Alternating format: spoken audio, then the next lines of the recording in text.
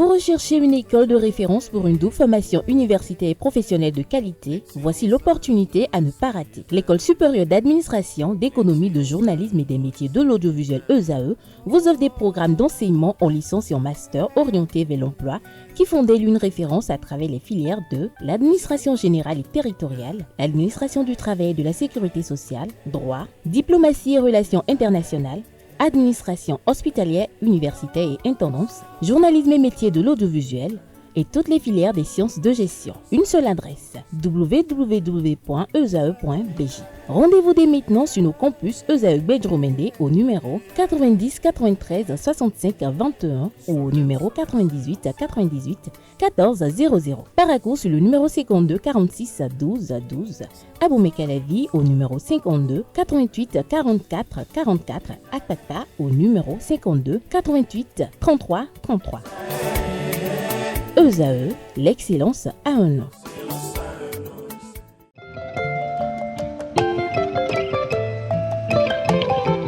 Philosophe, logothérapeute, enseignante-chercheur, fondatrice de l'ONG Demeure d'amour, fondatrice de l'orphelinat, Dr Obayomi Sacramento, entendez l'os, actuelle directrice du CEG Tankwe. Celle que nous recevons ce samedi est le Dr Colombe Sacramento Dessous. Elle a été nommée directrice du CEG Tankwe JV. À ce poste, elle a connu beaucoup de cas sociaux touchés par la santé mentale d'un de ses élèves. Elle a décidé avec son mari de construire un orphelinat dans l'arrondissement de Rêve qu'elle a réalisé une décennie plus tard sur fonds propres. L'orphelinat Léon Obayomi Sacramento accueille orphelins et cas sociaux. Elle a érigé sur le domaine de l'orphelinat une école primaire qui accueille les villageois aussi. Elle se bat pour que le domaine du CEG Tankwe soit délimité afin que le gouvernement et les autres bailleurs puissent investir pour l'érection de bâtiments adéquats. Elle est membre du Lions Club et membre de l'association des anciens élèves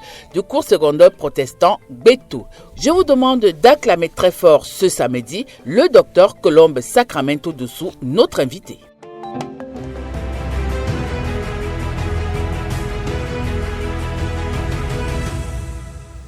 Mesdames et messieurs, bon après-midi, vous êtes sur ESAE Télévision et vous faites bien de nous choisir ce samedi après-midi pour votre émission Politiquement Féminin. Je reçois une femme, elle est philosophe, elle est chercheuse, elle est logothérapeute, elle est la présidente de l'ONG Demeure d'amour, fondatrice de l'orphelinat Los Entendez, Léon Obayomi Sacramento, elle est la directrice du CEG Tankwe. Il s'agit du docteur Colombe Sacramento.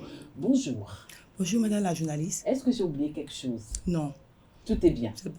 Alors, nous allons cet après-midi discuter autour du thème « Pourquoi un engagement pour les enfants au détriment des femmes ?» C'est la thématique de notre émission cet après-midi. Vous êtes Politiquement Féminin. L'entretien, ce sera avec moi. Et tout à l'heure, quand vous êtes notre hôte de marque, et nous sommes en fin d'année, vous aurez droit à un festin de roi bien avant la naissance du Christ. Ça vous va? Waouh. Alors, question d'actualité, Dr Sacramento, il y a quelques jours, le gouvernement a remis des cartes d'égalité de chance aux personnes handicapées dans notre pays. Comment avez-vous reçu cette information? Et merci madame la journaliste. Et merci chers téléspectateurs. Et j'ai toujours apprécié ce gouvernement-là parce que beaucoup de choses sont en train d'être faites. Et la preuve, le vendredi dernier, la remise de cette carte, ça fait partie de mes objectifs. Je me dis toujours, pourquoi cette discrimination pendant que personne n'a demandé à venir au monde handicapé? On peut même venir au monde avec les 4 membres et au cours de notre vie, on peut devenir handicapé. Et j'ai fait les études avec tant d'handicapés et qui sont très intelligents, mais qui finissent et qui n'ont pas la chance d'être embauchés. Donc, avec cette carte-là, c'est vraiment salutaire. On ne peut que dire félicitations. Est-ce que vous opérez dans ce champ d'action aussi, certainement? Au cours de l'émission, nous allons en parler, mais très rapidement, dites-moi un peu. Est-ce qu'il vous arrive de venir en aide aux personnes handicapées? Parce que parmi les personnes handicapées, il y a aussi des enfants. On sait que vous êtes beaucoup impliqués dans le devenir des enfants. Merci, madame la journaliste, encore. Et j'interviens, mais je n'ai pas l'agrément. Ok, d'accord. L'agrément que moi j'ai reçu, et ce n'est pas pour m'occuper des handicapés. Mais il arrive que quand nous rencontrons ces cas-là, et la preuve, je vais opérer une fille handicapée le 14 prochain. Ah, d'accord. Oui. Alors, félicitations Merci à vous. bien. Alors, dites-nous, on a dit qu'aujourd'hui, on allait parler de votre engagement aux côtés des enfants et au détriment des femmes. Pour vous, que représente le mot engagement? Et merci. Engagement, c'est une action. Quand nous parlons d'engagement, c'est une action qui nous lie par une promesse, par un contrat ou par une convention. Ce qui est sûr, quand on parle d'engagement, la responsabilité est engagée. La responsabilité de l'intéressé est en jeu. Alors, lorsque vous parlez d'engagement, de responsabilité, d'enjeu, comment palliez-vous engagement et le mot enfant? Merci, madame la journaliste. Et nous avons tant d'engagement avec les enfants. Parce que ce sont des âmes vulnérables, une pure innocence, ce qui fait que depuis le ventre jusqu'à la naissance, nous avons, que ce soit les deux sexes, nous avons tant d'engagement avec eux. Nous sommes là pour leur éducation. Nous sommes là, quand je parle d'éducation, englobe tout. Donc c'est un engagement. Et même en n'étant pas parent, vous avez l'obligation de vous occuper d'un enfant en situation difficile, en route ou bien dans votre voisinage. Alors, justement, que représentent les enfants pour vous, Dr Colombe? L'enfant, c'est un don de Dieu. C'est une bénédiction. L'enfant vous donne sens. L'enfant donne sens à la vie. Qu'est-ce qu'on ne peut pas faire avec un enfant? Un enfant bien formé, c'est un citoyen à part entière. Quand vous faussez l'éducation de l'enfant, sachez que vous avez mis en route des délinquants. Et ça va impacter négativement sur le développement de cette nation-là. Alors, est-ce que avoir un engagement avec les enfants, c'est pas quand même un choix facile? Parce que vous êtes une femme, vous préférez ces innocents qui, ma foi, ne savent pas encore véritablement ce qu'on appelle la vie. Est-ce que c'est pas un peu un choix facile que vous avez opéré? Pas du tout. Ah oui, expliquez-nous. Pas du tout. Ce n'est pas un choix facile, mais plutôt c'est le choix le plus difficile. Ah ouais? Oui. Parce que vous venez de dire, il ne connaît rien, il ne sait rien, il n'a pas une idée oui, c'est du manger, sens. boire, dormir, jouer. Donc, donc vous êtes quoi, là. en quoi c'est un choix difficile? C'est difficile parce que quelque chose lui arrive, vous allez en répondre.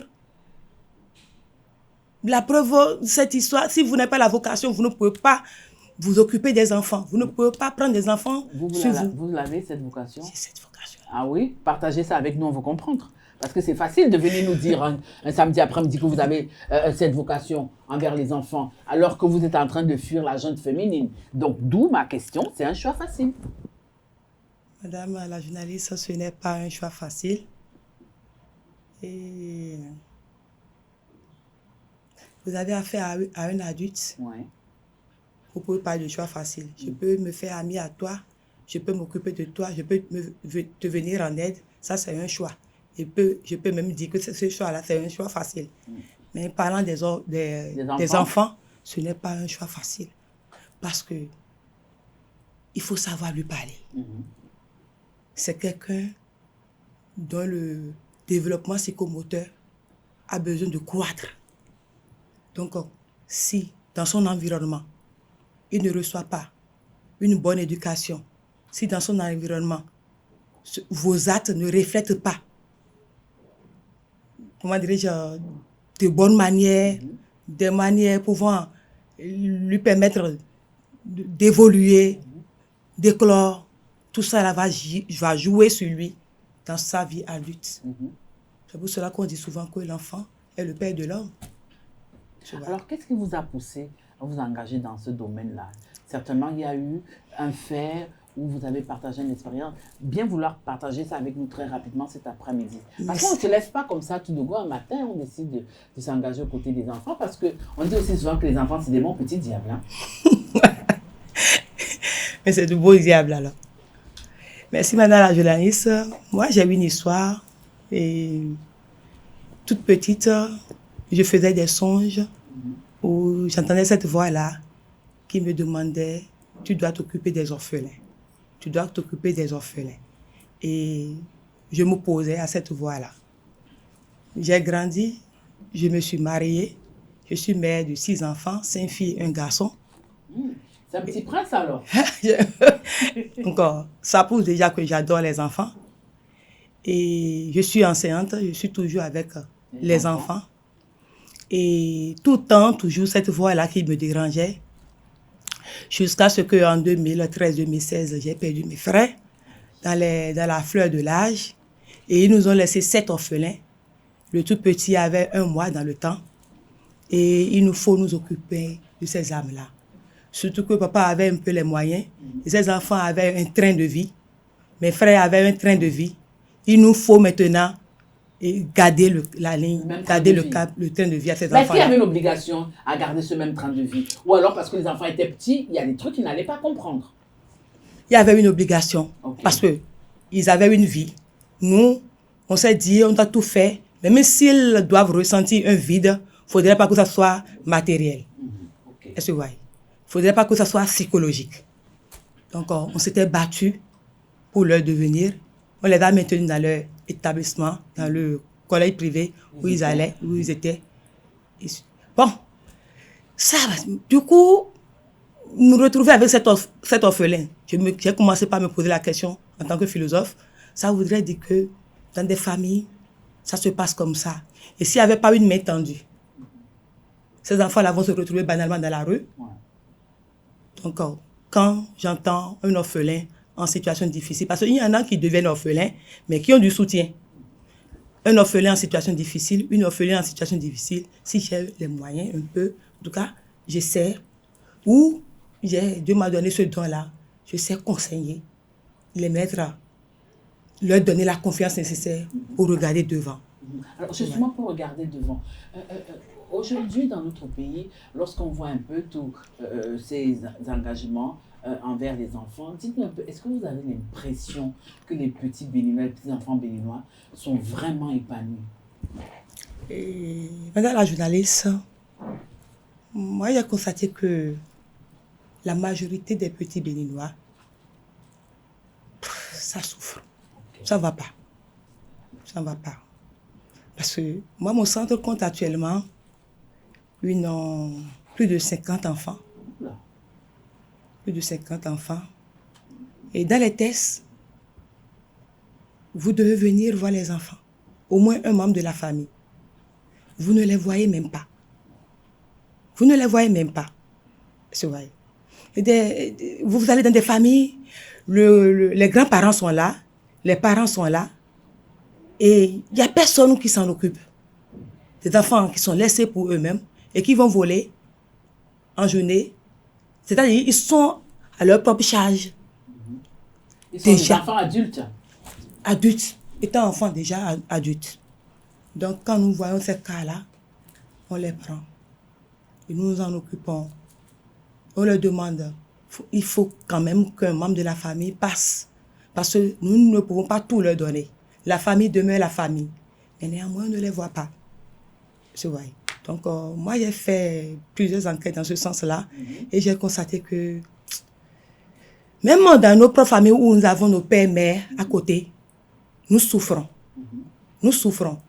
Par exemple, vous vivez avec votre mère, votre père, et vous n'arrivez pas à manger. Quel est l'État qui viendra demander à vos parents pourquoi on ne vous donne pas à manger? Oh, il y a beaucoup de ces cas-là. Aussi, j'ai tant que sa pilule. Des enfants qui viennent à l'école sans 50 francs. Oh, cet enfant-là a passé toute la journée à l'école. Il avait déjà marché de kilomètres pour venir à l'école. Alors justement, dans le travail que vous faites, est-ce que vous avez un certain accompagnement des autorités? Sans vous mentir, c'est là la vocation. Moi, je vous jure, devant Dieu, devant les hommes, si ce n'était pas une vocation, j'allais fermer. Honnêtement. J'adore les enfants et je me dis, chacun va répondre de ce qu'il aurait fait dans ce monde-là. Sans quoi, du point de vue de l'État, ce n'est que des appuis techniques. Okay. C'est des apports techniques. Nous recevons des inspections pour voir si les dortoirs répondent aux normes, si les enfants dorment sous du moustiquaire, combien de repas ils mangent par jour, quoi. C'est toujours des recommandations, mais il n'y a aucun appui financier, aucun. Et le drame encore, c'est qu'on vous appelle pour vous dire, et on va vous amener 12 orphelins, parce qu'on a fermé un centre, il y a un enfant au tribunal et on recherche une famille d'accueil. Oui, mais est-ce que vous vous êtes rapproché des autorités, hein? Là, nous sommes au mois de décembre, docteur Sacramento. Le mois de décembre, c'est le mois des miracles. Certainement, à la fin de cette émission, vous aurez l'occasion de lancer un appel quand même aux autorités pour qu'elles vous viennent en aide. Pardon. Peut-être que vous l'avez déjà dit, elles ont entendu. Alors, nous allons évoluer dans notre entretien. Je veux comprendre, il y a toujours une question qui me taraude, dans la tête à chaque fois que j'ai en face de moi des personnes en charge des enfants. Avec tout l'arsenal juridique que nous avons dans le pays et toutes ces ONG qui œuvrent pour le bien-être de ces bouts de chou qui sont les enfants, mais il y a le phénomène de Vidomégon. Il y a la maltraitance des enfants, il y a les mariages forcés, il y a tout ça qui persiste et qui perdure dans notre pays. Est-ce que vous ne voyez pas un peu que vous, comme ceux d'en face, vous prêchez dans le désert? Parce qu'il y a tout ça, mais on a également ça qui est en train de persister. Alors, on veut savoir, est-ce que c'est vous qui ne faites pas bien ou alors pour qu'on ne vous tape pas sur la main, pour qu'on dise quand même que oui, les ONG qui s'occupent des enfants font leur... On veut comprendre un peu. Madame la journaliste, l'État béninois fait, non? Mais il reste à faire, non? Mais l'État, c'est qui? Nous sommes tous l'État. Nous sommes tous l'État. Oui. Quand je dis l'État béninois fait, d'abord avec ce gouvernement-là, moi, j'ai noté beaucoup de choses positives, mais néanmoins, il reste encore à faire. Ouais. Vous voyez. Donc, c'est pour vous dire que quand ces ONG, elles font de leur mieux. Elles font de leur mieux. Mais ne plus agir, c'est grave. Vous voyez. Donc, on va continuer par agir. Ça va prendre. Quand? Et la preuve, et cette affaire de le phénomène de Vidomégon, c'est pas d'aujourd'hui. Mais ça fait quand même des décennies, mais ça persiste toujours. Nous avons toujours des enfants placés, nous avons toujours des enfants maltraités et tout. Tout porte à croire que au niveau des associations que vous êtes, vous ne faites pas bien votre travail, vous ne faites pas bien les sensibilisations au niveau du terrain. Vous n'allez pas dans les villages pour essayer d'expliquer aux populations que le phénomène des Vidomégon, c'est pas bien. Madame la journaliste, et le pourcentage a considérablement diminué. Avouons. Les Béninois n'ont pas l'esprit d'encourager. Je ne sais pas si vous êtes dans cette logique-là. Sinon, il y a une grande amélioration dans ce domaine-là. Avant, c'était du bordel. Mais aujourd'hui, il y a même des structures. Quand vous voulez des enfants pour travailler chez vous, il vous faut faire recours à ces structures-là et payer. Ça a considérablement diminué. Alors, lorsque vous allez vers ces structures-là et on vous propose un enfant de 11 ans qui est... Attendez, laissez que je garde d'abord, vous allez arranger, docteur Sacramento. On vous propose un enfant de 11 ans qui, à ce moment précis, est censé aller à l'école, mais sert de Vidomégon chez vous. Vous estimez que il y a amélioration, alors qu'on dit qu'on ne veut plus entendre parler du phénomène des Vidomégon? Vous en avez vu encore? Enfant de 11 ans, placé par une structure? Non. Sinon, orienté, nous, on ira là-bas. Les structures placent à partir de quel âge? 18. Je n'en ai pas vu. Vous êtes sûr? 18, oui. 18. Mais 11 ans, si vous avez des informations du genre, il faut nous sonner. Du 11 ans? Non. Ça n'existe plus? Non. Et celles qui se retrouvent dans les marchés? Mais nous sommes entrés. Et ces enfants-là fuient même quand ils vous voient. Au lieu de nous dire la vérité, ils vous fuient. Il y en a... Un enfant de 11 ans pour vous dire la vérité devant son patron? On ne les retrouve pas devant des patrons. En train de vendre dans les feux et autres. Il dit non. Et il y en a même. Donc le tort c'est aux enfants maintenant. Non, je ne donne pas, c'est pas... Alors le tort c'est à qui? Moi, je n'ai S'il jamais fallait vu. s'il fallait partager les torts. En tout cas, quand moi je rencontre, tout le monde me connaît. Même moi, si je vois un élève et dans le kaki, en kaki, pardon, et après les heures de cours, même aux heures de cours, dans des conditions bizarres, j'interpelle. Ouais. J'interpelle. Ok. Alors, dans la présentation tout à l'heure, hein, lorsque je cherchais les informations sur vous, j'ai également vu que vous êtes une enseignante et vous l'avez dit tout à l'heure. Je ne saurais vous avoir cet après-midi sur mon plateau sans vous poser la question de savoir quel est le visage que présente aujourd'hui l'enseignement secondaire dans notre pays, sans langue de bois. Parce que là, vous avez commencé sans langue de bois, donc on va évoluer dans la même lancée. Merci, madame la journaliste. Et il reste beaucoup.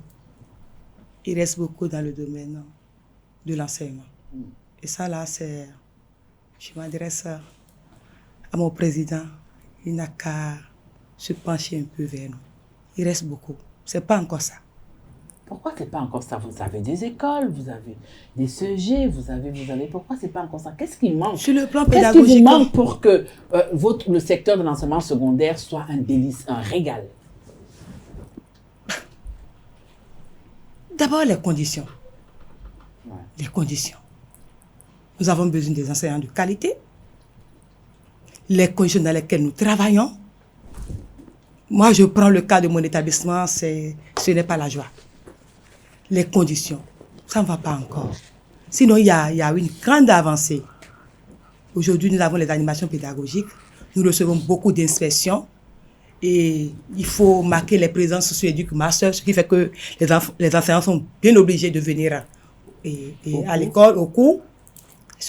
Il y a une... Et quand ils viennent au cours, le rendement, c'est aussi ça? Parce qu'on peut venir au cours parce qu'on ne veut pas se retrouver avec des absences. Maintenant, la directrice que vous êtes, est-ce que le rendu est ça? Est-ce que lorsque vous discutez avec vos apprenants, vous sentez qu'il y a une certaine réciprocité entre les enseignants et les apprenants? Madame la journaliste, il y a une amélioration. Et la preuve aujourd'hui, les résultats des établissements publics concurrencent vraiment avec ceux des établissements privés. Il y a une avancée.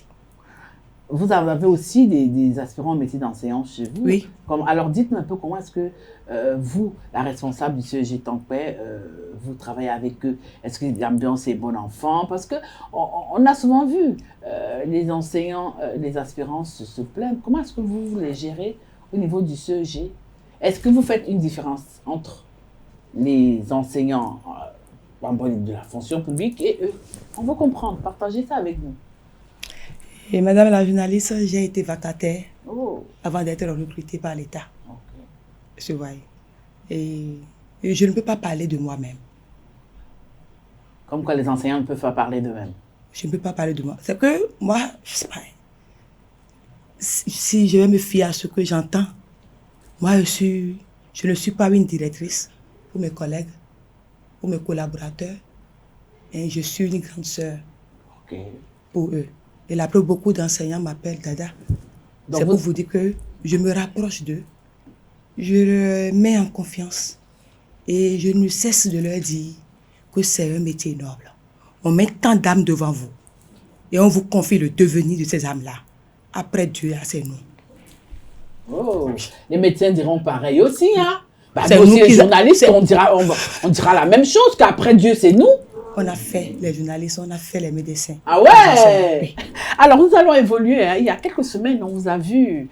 Ça faisait longtemps, on avait vu cette image au niveau du CEG Tankpé, monter charbon, et louer. Ça fait longtemps on a vu ça dans notre pays. Alors, qu'est-ce qui s'est passé? Madame la directrice du CEG Tankpé qui se retrouve au milieu de la foule, qu'est-ce qui s'est passé? Partagez un peu cela avec nous. Merci madame la journaliste. Le CEG Tankpé, que le président de la République nous vienne en aide. Ça ne va pas. Ça ne va pas. Je suis en train de faire 6 ans là, mais ce n'est pas la joie. Le CEG a été bradé.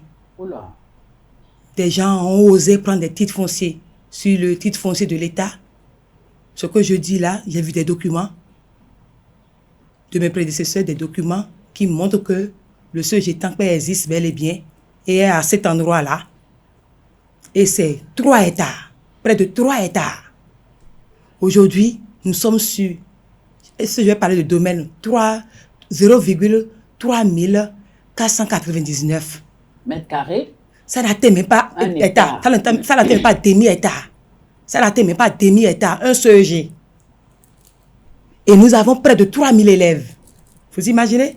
3000 élèves. Et des élèves, un établissement qui fait son bonhomme de chemin. Nous recevons beaucoup de prix chaque année. Baccalauréat, nous allons jusqu'à 80%.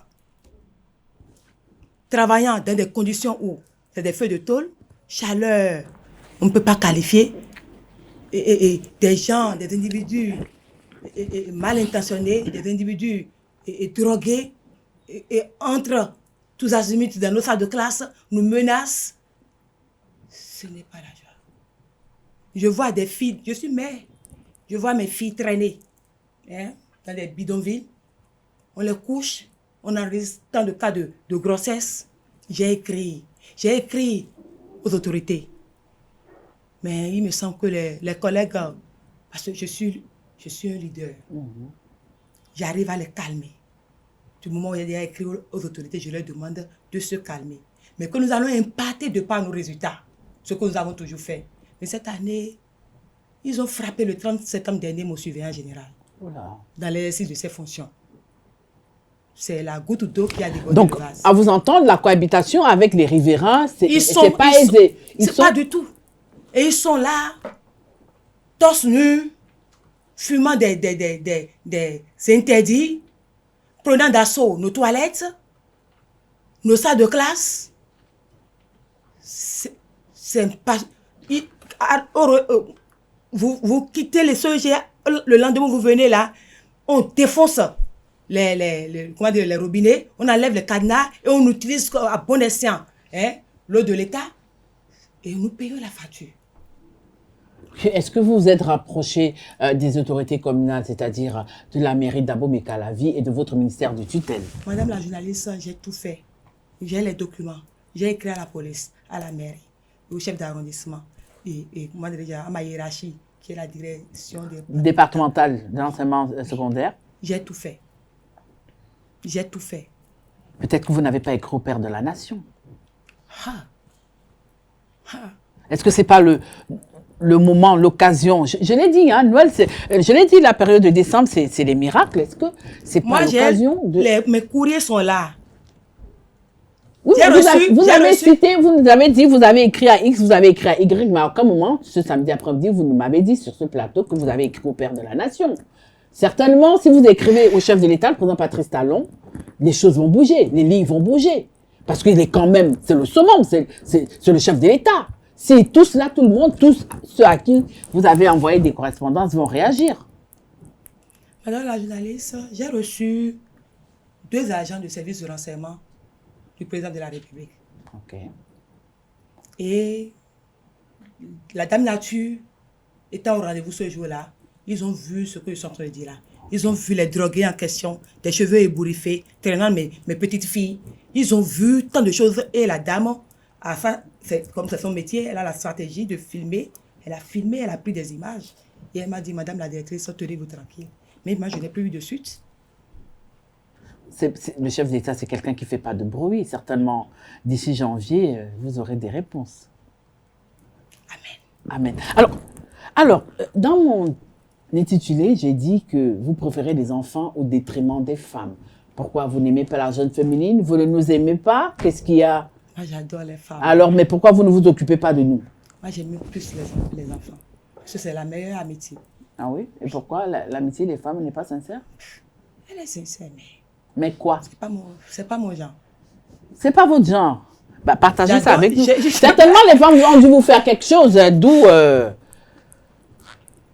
c'est des intérêts envers la jeune féminine, alors que vous-même, vous êtes une femme. Avec tous les problèmes que les femmes ont, vous laissez les femmes pour les enfants? Madame la journaliste, est-ce que c'est un désintérêt? C'est quoi alors? Ce n'est pas un désintérêt. Mais moi, j'ai constaté que nous, femmes, là, nous ne nous aimons pas. nous femmes là, chacun pense trop à soi. Oh, moi, j'aime parler au nom de tout le monde. Et au cours de ma vie, au cours de mon cursus, j'ai fini par me rendre compte que la meilleure amitié, c'est l'amitié des enfants. Ah ouais? Oui. C'est pas que j'ai de problème avec une femme, hein, mais je n'ai pas d'amis femmes. Je ne rends pas de visite à une femme. Vous n'êtes pas dans les associations de femmes? Ça ne m'intéresse pas trop. Mais j'ai vu quelque part que vous êtes membre du Lions Club, et on sait qu'au Lions Club, il y a beaucoup de femmes. Comment ça se passe là-bas là? Parce qu'on sait que là-bas, c'est cher ami, cher ami, cher ami. Ou alors, c'est cher ami d'hypocrisie que vous faites envers les femmes. Au Lions Club, il y a un club purement féminin. Mais le mien, c'est un club mixte. Ok. Mais moi, j'ai été là-bas parce que j'aime les œuvres caritatives. Mais à un moment donné, je ne suis plus Lion. Hein. Ah oui? Oui, c'est facile de se départir de cette auge-là, comme ça, du jour au lendemain? Pas... Les enfants m'occupent plus. C'est ça qui fait que je ne peux plus aller aux réunions, faire ci, faire ça. Surtout que c'est le même objectif. Aller au secours des plus faibles. C'est pour cela que j'ai dû raccrocher d'abord.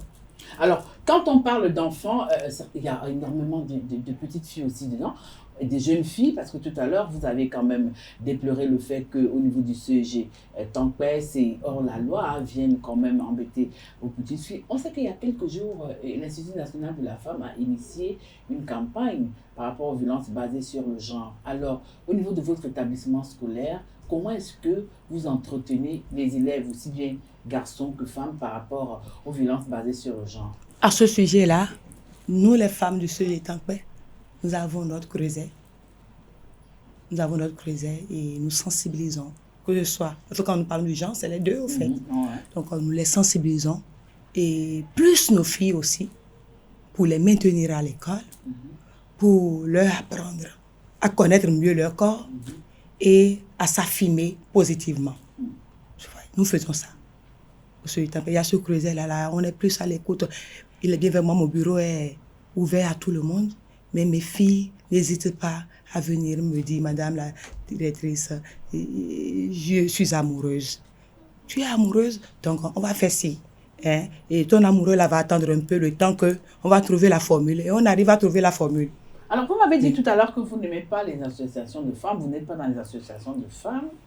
Certainement vous avez déjà fait votre idée à vous. Mais je ne peux pas vous avoir là, avec tout ce que vous faites comme engagement, toutes les activités que vous avez. Est-ce que vous posez la question de savoir qu'est-ce que vous pensez des femmes qui sont en politique dans notre pays?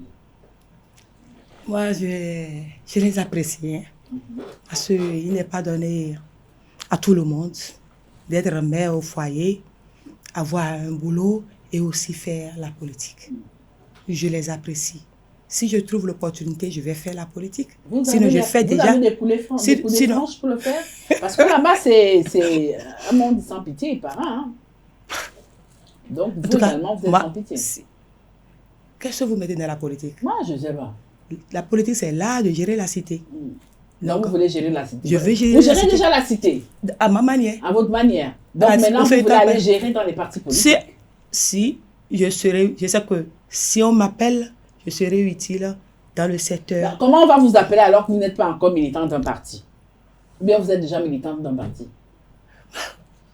Je ne dirais pas que je suis active dans un parti. Vous êtes militante ou non? Je suis militante. De quel parti? Bien.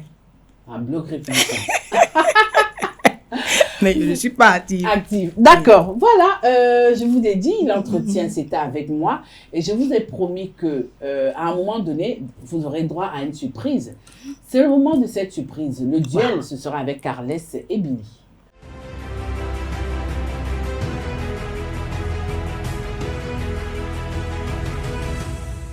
Voilà, je l'annonçais, hein, le loup et la louve de ce samedi sont déjà installés. Bonsoir Carles. Bonsoir Tati. Alors, comment ça se prépare les fêtes de fin d'année? Oh, super bien, les enfants. C'est vrai que nous ne sommes qu'au 14, hein, donc non. Le Père Noël a déjà envoyé la liste? Oh, les enfants envoient des listes. Non, c'est le Père Noël. C'est les enfants qui envoient la liste au Père Noël, oui. D'accord. Ils ont déjà envoyé la liste au Bien Père sûr. Noël. Il y a des vélos dedans. Oh, des listes impressionnantes, hein. Je Ok. te dis pas. D'accord. Et déjà, les repas doivent changer dès le 1er décembre, quoi. Ok. On veut manger spécialement jusqu'à la fin, donc... Voilà, ok. Bonsoir Billy. Bonsoir Tatiana. Toute rayonnante, les fêtes Merci. s'annoncent belles. Oui, on va dire ça comme ça. Alors, je vous laisse avec le docteur Colomba Sacramento. Ne la déchirez pas parce qu'elle s'occupe des enfants. Si vous la déchirez, les enfants vont rester orphelins. En tout cas, j'adore les enfants, donc on va y aller mollo. Alors, c'est pas pour Carles. Je vous laisse avec le loup et la louve.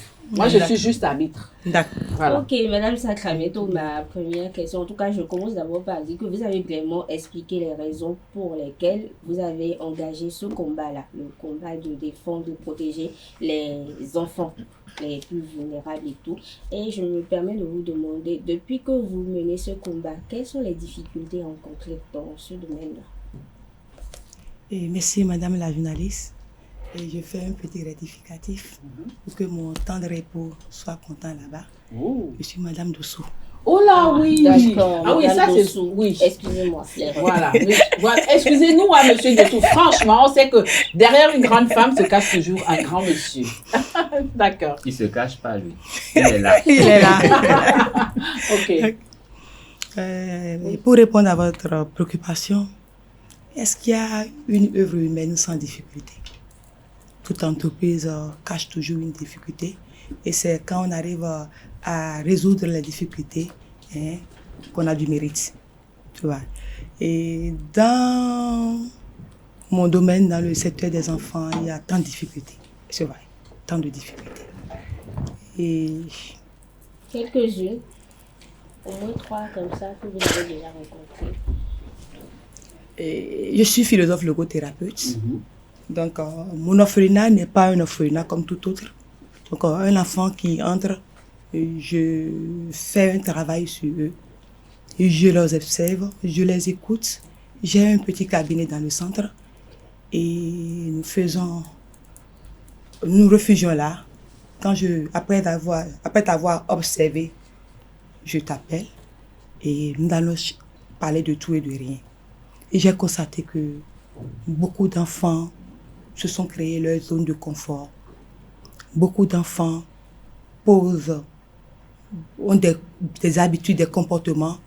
Et quand vous n'êtes pas dans le domaine, pour le parent lambda, c'est rien du tout. Des comportements négatifs sur leur avenir.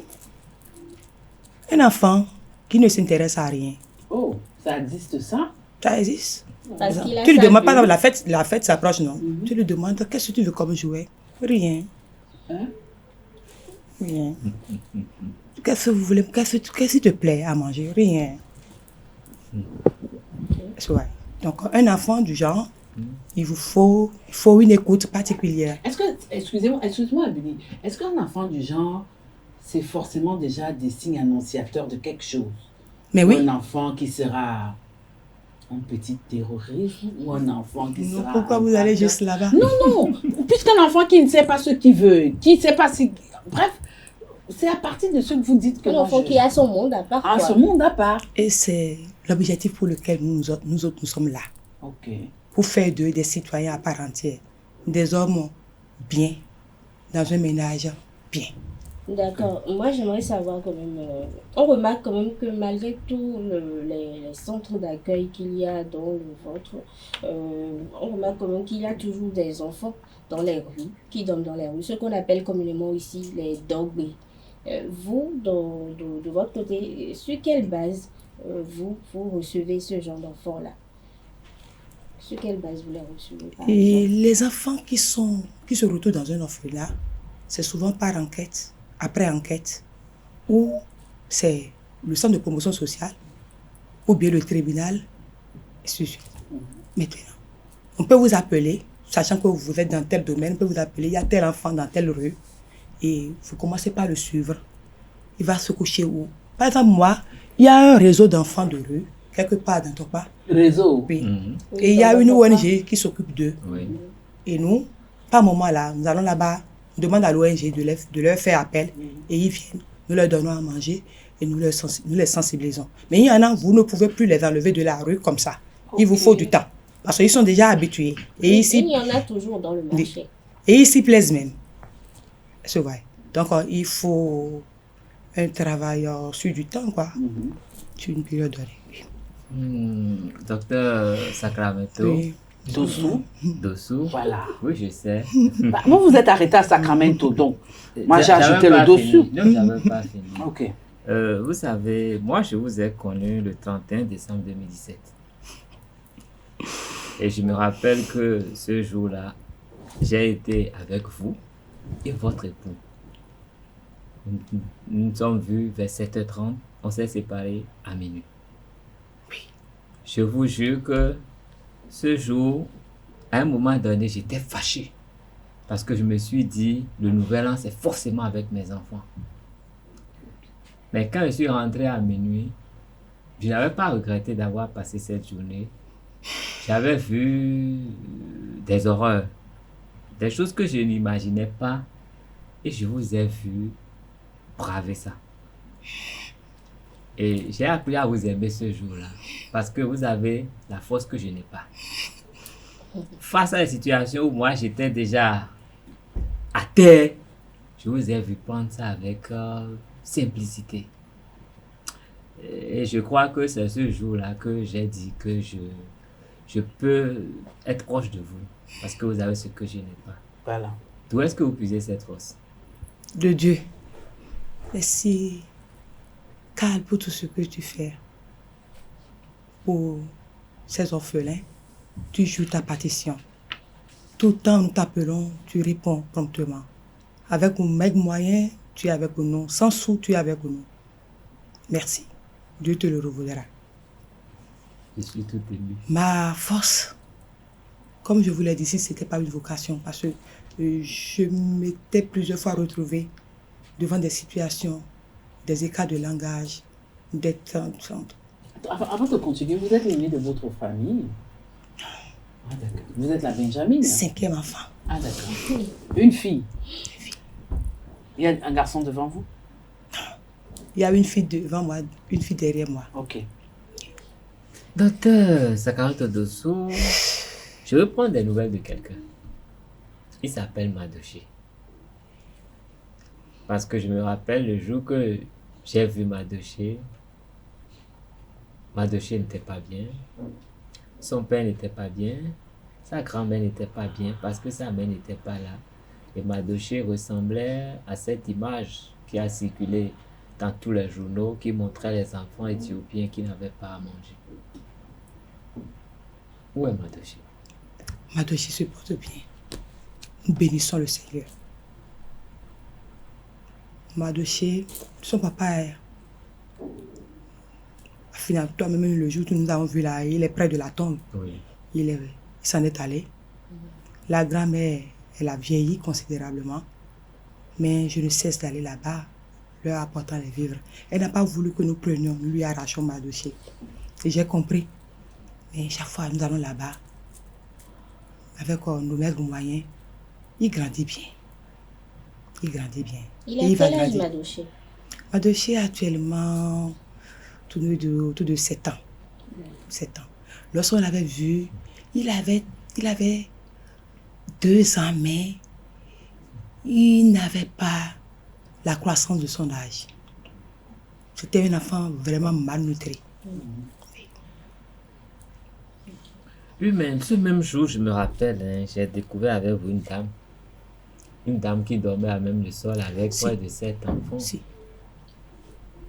Si. Où est-elle? C'est pas si. C'est quoi après, quand on avait fini de construire l'orphelinat, j'ai voulu l'emmener au centre. J'ai constaté qu'elle portait encore une autre grossesse. Donc, j'étais un peu fâchée. Et j'ai dit, je ne peux plus te prendre. Tu te retournes avec tes enfants, c'est fini. Et elle est partie. Un soir, en voulant rentrer, une voix m'a dit, va la voir. J'étais allée là-bas, qu'est-ce que je constate? Elle avait déjà pris des comprimés sur la grossesse et elle souffrait énormément. J'ai dû vite l'amener à l'hôpital. Et Dieu aidant, elle a été sauvée. Le fœtus n'avait rien eu. Et elle a mis au monde un petit garçon à qui j'ai donné le nom de mon papa encore, Léon. Donc, lui aussi il grandit. Donc j'ai pris la dame, elle est venue rester avec nous au centre, avec les 6 enfants. Les 5 du mari de feu et le petit Léon. Donc quand les enfants ont commencé par grandir, vous connaissez les femmes, non? Elle a tendance à battre les autres orphelins, à défendre ses enfants. Et j'ai dû la sortir du centre. Je lui ai loué. Et sans vous mentir, je n'ai plus de ses nouvelles. Mais les 6 enfants sont là. Avec vous, à l'orphelinat? Oui, à l'orphelinat. Alors, dites-nous un peu, ces orphelins-là, au niveau de l'éducation, comment ça se passe? Est-ce que vous avez une école dans l'enceinte de l'orphelinat ou alors vous les envoyez dans les différents établissements qui se trouvent Non, mais si tu permets, Tati, avant qu'elle ne réponde, parce que c'est qu'elle va répondre à la question, je vous ai observé et j'ai vu, j'ai dit, à un moment donné, j'ai pensé que vous n'aviez pas d'enfants. Parce que vous donniez tellement, je vous avais donné de l'amour aux enfants que je voyais que sûrement c'était pour compenser un bien. Mais j'ai été surpris. Le jour que on avait sorti tous vos enfants devant moi à une cérémonie, on a dit que c'était vos enfants. J'étais tellement surpris que vous soyez comme ça avec les enfants d'autrui. Et c'est après que j'ai découvert que vous aviez votre petit-fils parmi les orphelins. Oui. Mais je ne suis jamais arrivé à savoir que c'était votre petit-fils jusqu'au jour où j'ai entendu un bout de phrase. Mais comment est-ce que vous arrivez à être aussi impartial avec vos enfants et votre petit enfant au milieu de cette marmaille, je vais dire, parce que personne ne peut savoir. Je dis marmaille, hein, c'est pas baba, mais c'est difficile de savoir que vous avez votre enfant qui est logé au même titre que les autres. Comment vous arrivez à faire ça? Merci, monsieur le journaliste. Mais autant que nous sommes ici, on peut devenir orphelin du jour au lendemain. Ou bien, encore. Si chacun de nous pouvait se mettre ça dans la tête, ça que ce qui arrive à cette dame-là, à tout moment, ça pouvait nous arriver. Là, chaque instant, c'est de chercher à donner de l'amour à ces êtres-là. Ils en ont besoin. Ils ont besoin d'amour. Moi, mes 2 derniers et mon petit-fils, je les ai enlevés de Clos-Rivière. Saint-Joseph de Clos-Rivière pour l'orphelinat. Ils sont là depuis des années. Et au début, c'était difficile pour eux. Mais ils se sont habitués. Et ils se sont même constitués en une ONG maintenant, qui n'est pas encore légale. Et chaque fois, ils viennent en aide au centre. Ils cotisent de l'argent chez leurs camarades. Le petit déjeuner là, cotise pour venir faire des dons dans ce centre-là. Et qu'en est-il de l'école? L'école, j'avais pris une décision le vendredi dernier parce que j'étais abattue. Et je ploie sous les charges du centre. L'école publique de la zone est à 2 km du centre.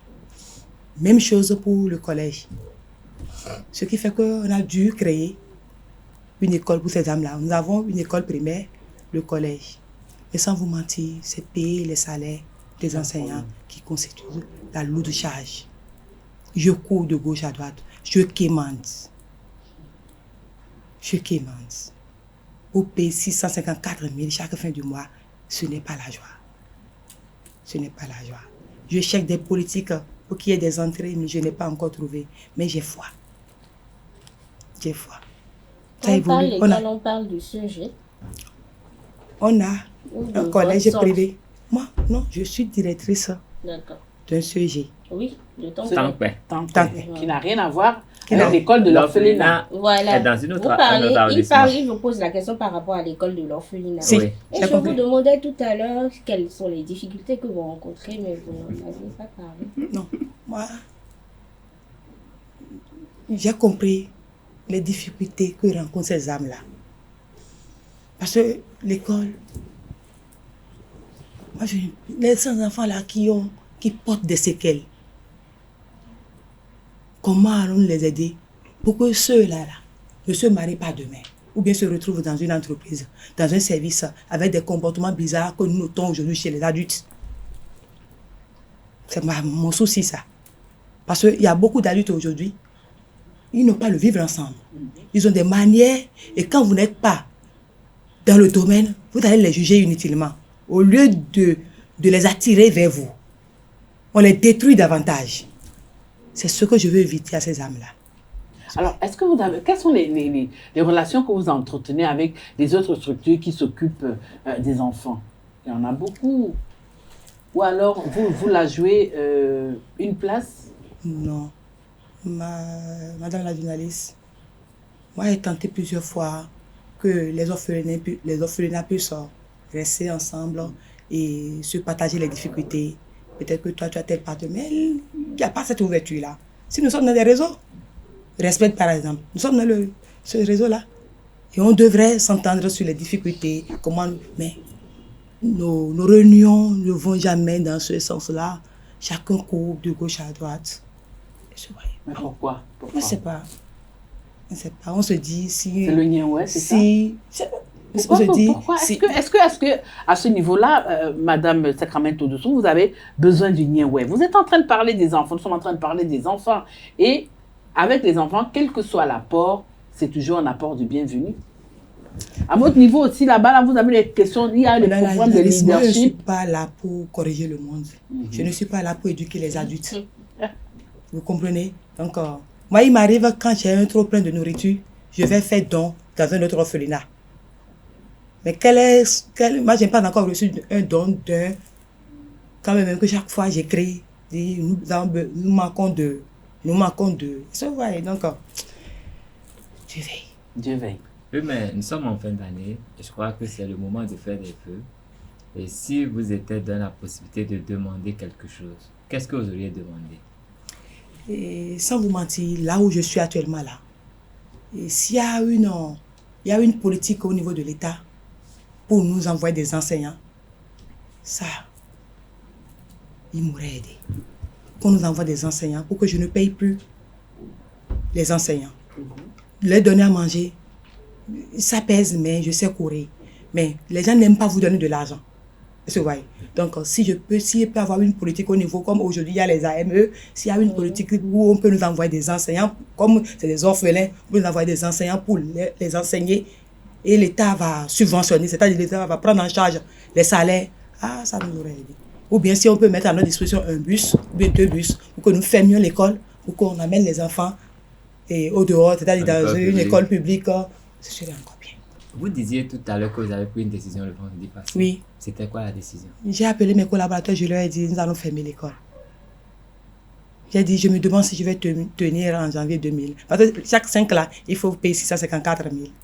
C'est difficilement que j'ai pu payer pour le 5 décembre dernier. Je leur ai dit, je vais attraper l'hypertension. Oh, je ne peux pas souffrir de l'hypertension et m'occuper de ces âmes-là. On va devoir fermer l'école et les envoyer dans une école publique. Maintenant, comment les convoyer là-bas, vu leur nombre? C'est ça l'équation que nous sommes en train qui nous taraude pour le moment. Et à l'esprit. Voilà, merci Billy, merci Carles. Mais avant de mettre vraiment la clé sur le paillasson, votre mot de fin, avant de passer la parole à Carles qui va nous faire le résumé de tout ce que vous avez dit cet après-midi. Je laisse mon orphelinat. Vous regardez la caméra et n'oubliez pas de parler au pater, au père de la nation. C'est le mois de décembre. Voilà. Et... Vous pouvez aussi parler en fond. Hein. Voilà. En français aussi. Hein. Voilà. Cher président, je vous ai toujours admiré et je vous demande du fond du cœur de me venir en aide au sujet Tampé. Aidez-moi à décanter une fois pour de bon la situation du sujet Tampé. Il y a 3000 âmes qui souffrent, qui ont besoin de vous. C'est un SOS. Venez nous aider au sujet Tampé. Merci. Alors, Carles, avant de clôturer notre émission, le résumé de tout ce que le docteur Colombe Sacramento Dessous nous a dit cet après-midi. Merci. Docteur Colombe Sacramento Dessous, vous êtes docteur en philosophie, enseignante, actuellement directrice du CEG Tampé après avoir occupé plusieurs postes dans d'autres collèges et au niveau du ministère. Vous avez démarré en tant que vacataire, vous l'avez dit, et depuis depuis un moment, vous avez mis en place l'orphelinat Léon Obayomi Sacramento qui est dans la commune de Zé, et où vous avez quand même été enseignante, vous avez remarqué qu'il y avait beaucoup de cas sociaux et des orphelins. Vous avez toujours rêvé depuis votre enfance, en tout cas, vous avez eu la vision que vous devez vous occuper des orphelins. Et donc, à travers votre expérience et surtout le drame qui a frappé votre famille, vous avez perdu des frères qui avaient laissé des enfants. Vous avez compris que l'heure avait sonné de s'occuper vraiment des orphelins. Et là, vous êtes engagé, vous avez mis en place cette ONG et Demeure d'amour qui vous a permis de créer par la suite l'orphelinat. Vous avez recueilli la plupart des enfants sur enquête, vous avez vu leurs difficultés. Aujourd'hui, vous êtes installé, vous avez même mis en place une école et parce que vous êtes également naturothérapeute, donc vous vous occupez non seulement de sauver ces enfants sur le plan matériel, mais vous travaillez également sur leur mental. Vous avez des séances d'écoute qui permettent quand même de savoir exactement qui ils sont et savoir l'aide qu'il faut leur apporter pour qu'ils soient des adultes accomplis et qui pourront servir pour le développement de la nation. Donc, vous y êtes depuis un moment et aujourd'hui, vous êtes face à une difficulté. C'est que vous ne savez pas s'il faut garder l'école primaire et le collège Léon Obayomi Sacramento qui vous permet quand même d'encadrer ces enfants parce que financièrement, vous êtes un peu à bout. Mais à côté de cette difficulté, vous avez une autre difficulté, c'est la gestion du siège étanquet qui initialement avait un domaine de 3 hectares mais qui aujourd'hui se retrouve avec moins d'un demi-hectare. Et vous avez 3000 âmes à gérer, 3000 âmes qui sont exposées à beaucoup de dangers, surtout des dangers que portent les riverains qui se réclament même propriétaires de l'espace et vous rêvez. Votre souhait, c'est que on vous aide à trouver et la formule aujourd'hui pour sauver ces âmes et bien les encadrer. Et vous avez tenu à ce que le nom de votre mari, M. Guy Dossou, soit bien situé dans ce cadre pour qu'il sache qu'il est concerné parce que pour ce que j'ai vu de vous, je sais qu'il a été toujours de tous les combats. Je crois que j'ai rendu... Je ne sais pas si j'ai été fidèle. Voilà, c'est bon? C'est bon. Voilà, chers amis internautes, nous sommes arrivés à la fin de notre émission Politiquement Féminin de ce samedi après-midi. Nous avons reçu pour vous le docteur Colombe Sacramento, épouse Dossou. Elle est philosophe, logothérapeute, chercheuse et directrice du CEG Tankbe. J'ai animé cette émission avec Carles et Billy. Merci. Merci Tati. Merci de toujours nous préférer. Retrouvons-nous pour une autre émission. Ce sera dans quelques jours.